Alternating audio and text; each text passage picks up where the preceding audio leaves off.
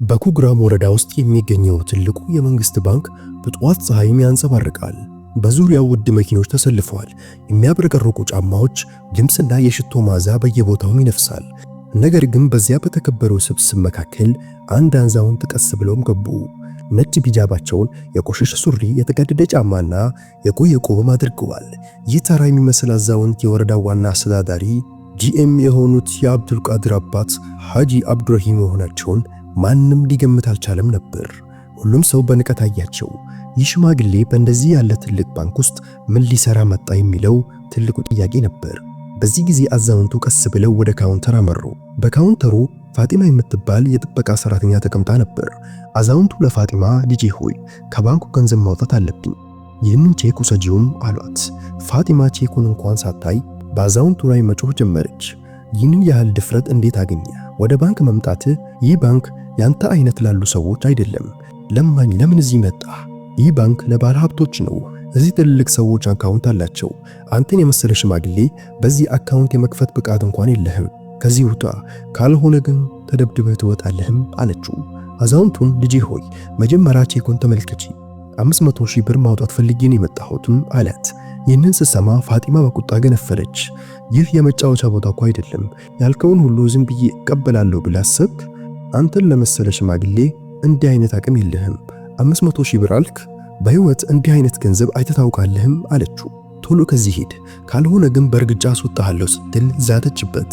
በዚያው ቅጽበት የባንኩ ስራ አስኪያጅ ዛሂድ ሁሴን ከቢሮው አጮልቆ በማየት ማን ነው እንዲህ የሚጮኸው ብሎ ጠየቀ። ፋጢማ ወዲያውኑ አንድ ለማኝ ሽማግሌ ነው ጌታዬ፣ መሄድ አልፈልግም እያለ ነውም አለች። ስራ አስኪያጁ በቁጣ ወጥቶ ምንም ሳይጠይቅ አዛውንቱን በጥፊ መታቸው። ጥፊው በጣም ጠንካራ ከመሆኑ የተነሳ አዛውንቱ መሬት ላይ ወደቁ። በመቀጠልም ስራ አስኪያጁ ጥበቃውን ጠርቶ ምን እያደረጋችሁ ነው? ጎትታችሁ አውጡትም አላቸው። ፋጢማ አዛውንቱን ከባንክ ገፍትራ ወጣቻቸው። እዚያ የነበሩ ደንበኞች፣ ሰራተኞች ሁሉ ዝም ብለው ይመለከቱ ነበር። ይህ አዛውንት የወረዳው አስተዳዳሪ አባት መሆናቸውን ማንም አላወቀም። ነገር ግን ሙሉ ክስተት በባንክ ካሜራ ሲሲቲቪ ተመዝግቦ ነበር። አዛውንቱ ወደ ቤት ተመልሰው እያለቀሱ ለልጃቸው ለአብዱልቃድር ስልክ ደውለው የሆነውን ሁሉ ነገሩት። በባንኩ እንዴት እንደተናቁና እንደተዋረዱ ሲሰሙ የአብዱልቃድር ልብን ተናወጠ። ንዴቱ እንደ እሳት ነደደ። እየተንቀጠቀጡም አባቴ ሆይ ነገ እኔ ራሴ እመጣለሁ፣ ካንተ ጋር ሄደን ገንዘብ እናወጣለንም አለው። በማግስቱ ጠዋት አብዱልቃድር ተራ የጥጥ ልብስ ለብሶ ከአባቱ ጋር ወደ ባንክ ለመሄድም ተዘጋጀ። አባትና ልጅ እርስ በእርሳቸው ተቃቀፉ። በአይኖቻቸውም እንባ ነበር። አዛውንቱ በልጃቸው ኩራት ተሰማቸው። በምን ያህል ችግር እንዳሳደጉት ዛሬ እንዲህ ያለ ከፍተኛ ደረጃ ላይ እንደደረሰ ማሰቡ። ጠዋት በትክክሉ በ4 ሰዓት ላይ አባትና ልጅ ባንክ ደጃፍ ላይም ደረሱ። ምንም እንኳን የባንክ መክፈቻ ሰዓት ቢሆንም ባንኩ ገና አልተከፈተም ነበር። አብዱልቃድር በትዕግስት በሩ አጠገብ ተቀምጠው ይጠብቁ ጀመር። ከጥቂት ቆይታ በኋላ ባንኩ ሲከፈቱ ወደ ውስጥ ገቡ። አለባበሳቸው በጣም ተራ ስለነበር ደንበኞችና ሰራተኞች ተራ የገጠር ሰዎች እንደሆኑ አሰቡ። ይህ ሰው የወረዳው ዋና አስተዳዳሪ መሆኑ ማንም ሊገምተው አልቻለም ነበር። ወደ ካውንተሩ ቀረቡ። ያቺው ፋጢማ እዚያው ነበረች።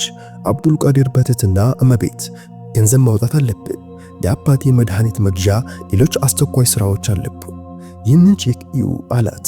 ፋጢማ ሁለቱም ሰዎች ከእግር እስከ ራሳቸው በትኩረት ተመለከተችና ጃባ የለበሰ አዛውንትና ተራ ልብስ የለበሰ ወጣት በምንም መልኩ ባለስልጣን አይመስሉም ነበር። እሷም በፌዝ ምናልባት ተሳስታችሁ ወደ ሌላ ባንክ መታችኋል መሰለኝ፣ ይህ ቅርንጫፍ የሚሰራው ከከፍተኛ ባለሀብቶች ጋር ብቻ ነው አለች። አብዱልቃድር ፈገግ ብሎ እባክሽ አንዴ ቼኩን እዩ፣ ከሌለ እንሄዳለንም አላት። ፋጢማ ሳትወድ በግድ ፖስታውን ተቀብላ ትንሽ ጊዜ ይወስዳል፣ በመጠባበቂያ ወንበር ላይ ተቀመጡም አለች። አብዱልቃድር የአባቱን ይዞ ጥግ ላይ ወዳለ ወንበር ላይ ተቀመጠ። ለአባቱ ውሃ ሰጥቶ እሱም በዝምታ ተቀመጠ። በባንኩ የነበሩ ሰዎች ሁሉ በትኩረት ይመለከቷቸው ነበር። እዚህ በአብዛኛው ሀብታሞች፣ ነጋዴዎችና ባለስልጣናት በውድ መኪናና በጌጥ ልብስ ነበር የሚመጡት። ስለዚህ አባትና ልጅ ለሁሉም እንግዳ መስለው ታዩ። በዙሪያቸው ሹክሹክታ ተጀመረ። እነዚህ የገጠር ሰዎች ከየት መጡ? ምናልባት የጡረታ አበል ለመቀበል ይሆናል የመጡት ብለው አሰቡ። እዚህ አካውንት ይኖራቸዋል ተብሎ አይታሰብም ይባባሉ ነበር። አብዱልቃድር ሁሉንም ይሰማ ነበር፣ ነገር ግን ዝም አለ። አባቱ ትንሽ ተረብሸው ነበር፣ ነገር ግን የልጃቸውን ትዕግስት አይተው ራሳቸውን አረጋጉ። ከጥቂት ቆይታ በኋላ አብዱልቃድር ፋጢማን ስራ ከበዛብሽ እባክሽ ስራ አስኪያጁን እንድገናኝ አድርጊኝ፣ አስቸኳይ ስራ አለብኝ አላት። ፋጢማ በንዴት ስልኩን አንስታ ወደ ስራ አስኪያጁ ቢሮ ደወለች። ጌታዬ አንድ ሰው መጥቶ ላገኘህ እፈልጋለሁ እያለ ነው ልላከው አለችው። ስራ አስኪያጁ በስራ መካከል አጮልቆ ሲያይ ተራ ልብስ የለበሰ ወጣት ከአባቱ ጋር ተቀምጦ አየ። በጭራሽ ባለስልጣን አይመስልም ነበር። እሱም በቀዘቀዘ ድምፅ የማይረቡ ሰዎች ጊዜ የለኝም፣ እዚያው እንዲቀመጡ ነገራቸውም አላት። ሲደግማቸው ራሳቸው ተነስተው ይሄዳሉ። ፋጢማም እዚያው ተቀመጡ፣ ስራ አስኪያጁ በቅርብ ስራ ይጨርሳልም አለች። አብዱልቃድር ምንም ሳይል የአባቱን ይዞ ዝም ብሎ ተቀመጠ። አብዱልቃድር ሙሉ በሙሉ የተረጋጋ ነበር። ነገር ግን የአባቱ መረበሽና የሰዎች ሹክታ ሲበዛ የአባቱን እጅ አጥብቆ ይዞ አባቴ፣ እነዚህ ሰዎች ግድ ያላቸው አይመስሉም፣ አሁን እኔ አንድ ነገር ማድረግ አለብኝም አለ። ቀስ ብሎ ተነስቶ በቀጥታ ወደ ስራ አስኪያጁ ቢሮ አመራ። ስራ አስኪያጁ ከመስታወቱ በስተጀርባ ሆኖ ሲከታተላቸው ነበር። ወዲያው ወጥቶ መንገዱን ዘጋው። ኦ ምን ፈልገህ ነው አለው። አብዱልቃድር ፖስታውን አቅርቦ ገንዘብ ማውጣት አለብኝ፣ የአባቴ መድኃኒት መግዣና ሌሎች ስራዎችም አሉብኝ፣ ይህንን ቼክ እባክህ ይልኝ አለው። ስራ አስኪያጁ ፖስታውን እንኳን ሳይቀበሉ በንቀት በአካውንት ውስጥ ገንዘብ ከሌለ እንዴት ግብይት ይከናወናል? አንተን ሲያዩ በአካውንት ውስጥ ገንዘብ ያለ አትመስልም፣ ትልቅ ህልም ይዘህ ገንዘብ ልታወጣ መጣህም አለው።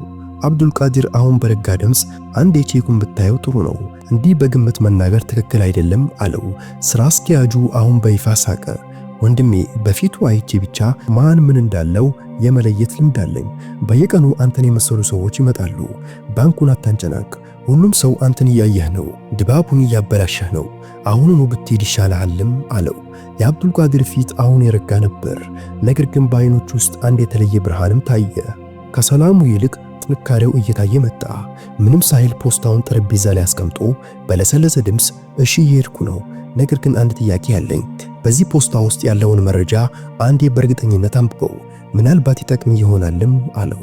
ይህንም ብሎት የአባቱን እጅ ይዞ ወደ በሩ አመራ። ስራ አስኪያጁ ለጥቂት ጊዜ ቆመ።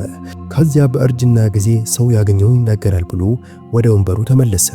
ያ ፖስታ አሁን ጠረጴዛ ላይ ሳይነበብ ተቀምጧል። በዚያ ፖስታ ውስጥ ዓለሙን የሚገለብጥ እውነት እንዳለ አላወቀም ነበር። በማግስቱ በባንክ ውስጥ አንድ ልማድ ሥራ ተጀመረ። ስራ አስኪያጁም በቀድሞ ትዕቢት ተቀምጧል። ነገር ግን በዚህ ጊዜ አንድ ልዩነት ነበር። ያ አዛውንት ከትላንት ውርደት በኋላ እንደገና ወደ ባንኩ ተመለሰ። ነገር ግን በዚህ ጊዜ ብቻቸውን አልነበሩም። ከጎናቸው ሙሉ ሱፍ የለበሱ የሚያብረቀርቅ ቦርሳ የያዘ ደማቅ መኮንንም ነበር። ወደ ባንኩ ሲገቡ የሁሉም ሰው እይታ ወደ እነሱ ተሰበሰበ። አዛውንቱ በቀጥታ ወደ ስራ አስኪያጁ ቢሮ አመሩ። ስራ አስኪያጁ መጀመሪያ አላወቃቸውም ነበር። ነገር ግን እየቀረቡ ሲመጡ ፊታቸውም ተለየላቸው። እነዚህ በትላንትናው ዕለት ፋይላቸውን መልሶ የናቃቸው ሰዎች ናቸው። አንተን የመሰለ ደንበኛ አንፈልግም ብሎ ያባሯቸው ናቸው። አሁን የስራ አስኪያጁ ፊት በፍርሃት መለዋወጥ ጀመረ። ደንግጦም ከቢሮ ወጣ። በአዛውንቱ ፊት ላይ አሁን የእምነትና የክብር ብርሃን ይታይ ነበር። ሳይቆዩም በስራ አስኪያጁ ፊት ለፊት ቆመው በጠነከረ ድምፅ የባንክ ስራ አስኪያጅ ሆይ፣ ትላንት ነግሬህ ነበር፣ የባህሪውን ውጤት ራስህ ትቀምሳለህ። እኔም ብቻ ሳይሆን በሺዎች የሚቆጠሩ ተራ ዜጎችን ንቀሃል። አሁን ቅጣትን የምትቀበልበት ጊዜ ደርሷልም አሉት። ስራ አስኪያጁ እየተንተባተበ አንተ ማነህ? እኔ ልታስተምር መጣ? ይህ ቤት እኮ አይደለም ባንክ ነውም አለው። አዛውንቱን በሳቅ አቋረጡት። ከዚያም አብራቸው የመጡትን መኮንኖች እያሳዩ ይህ የግል አማካሪ ነው፣ እኔ ደግሞ ሐጂ አብዱራሂም ነኝ። ልጅ አብዱልቃድር ደግሞ የዚህ ወረዳ አስተዳዳሪ ዲኤም እና የዚህ ባንክ 8% ባለቤት ነው። አባቴን ደግሞ ትላንት በደልከውም አሉት። ለአፍታ ባንኩ በሙሉ ዝምታ ተዋጠ። ሰራተኞች፣ ደንበኞቹና በሩ ላይ የነበሩ ጥበቃ ደነገጡ። የሥራ አስኪያጁ ፊት ገረጣ። አብዱልቃድር ንግግሩን ቀጠለ። ከባንኩ ሥራ አስኪያጅነት ቦታ ወዲያውኑ ተነስተሃል። አሁን ስራህ በመስክ ላይ ሆኖ ከተራው ህዝብ ጋር በመቀላቀል ሪፖርት ማዘጋጀት ይሆናልም አለ። አብዱልቃድር ከቦርሳው 2 ሰነዶች አወጣ። አንደኛው የሥራ አስኪያጁ የዝውውር ትዕዛዝ ሲሆን ሁለተኛው ደግሞ የዲሲፕሊን ማስጠንቀቂያ ነበር። ሥራ አስኪያጁ ላብ በላብ ሆነ። ጌታዬ፣ ስህተት ሰርቻለሁ፣ ለትላንት ድርጊት ከልብ ይቅርታ ጠይቃለሁም አለ። አብዱልቃድር ግን አሁንም በጽኑ ድምፅ ይቅርታ የምትጠይቀው እኔን ስለናቅ ወይስ ተራ መስለው ለሚመጡት ሁሉ? የባንኩን መመሪያ አንብበህ ታውቃለህ? እያንዳንዱ ደንበኞች እኩል መሆኑ በግልጽ ይናገራል። ሀብታምም ሆነ ድሃ የለም። ልዩነት የሚያደርግ ሰራተኛ ደግሞ እርምጃ ይወሰድበታል። ዛሬውኑ ከስራ ላባርህ እችል ነበር፣ ነገር ግን ራስን እንድታስተካክል እድል እሰጥሃለሁ። እንደገና እንዲህ አይነት ነገር ከተደገመ ስም ብቻ ሳይሆን ማንነትህም ይጠፋልም አለው። በመቀጠልም የጥበቃ ሰራተኛዋን ፋጢማን ጠራት። ፋጢማ እየተንቀጠቀጠች ቀረበች። በዓይኖቿም እንባ ነበር። ጌታዬ ይቅር በሉኝ፣ ትልቅ ስህተት ሰርቻለሁም አለች። አብዱል ቃድርም ልብሱን አይተሽ ሰውን አትናቂ፣ ዛሬ የተማርሽውን ትምህርት ለዘላለም አስታውሺም አላት። ሰራተኞች በሙሉ አንገታቸውን ደፍተው ቆመው ነበር። አብዱል ቃድርም ወደ እነሱ ዞር ብሎ ሰው በትልቅነቱ ሳይሆን በአስተሳሰቡ ነው የሚለካው፣ ሰብአዊነትን የሚረዳ ብቻ ነው እውነተኛ ባለስልጣንም አለ። ይህንም ብሎ አብዱል ቃድር የአባቱን ይዞ ከባንኩ ወጣ። ጓደኞች የዛሬው ታሪክ ይህን ይመስላል። ቪዲዮን ከወደዱት ላይክ ማድረግ እንዳትረሱ፣ ሐሳባችሁን ኮሜንት ስር ማስቀመጥ እንዳትረሱ። በሌላ ቪዲዮ እስከምንገናኝ አሰላሙ አለይኩም ወራህመቱላሂ ወበረካቱሁ።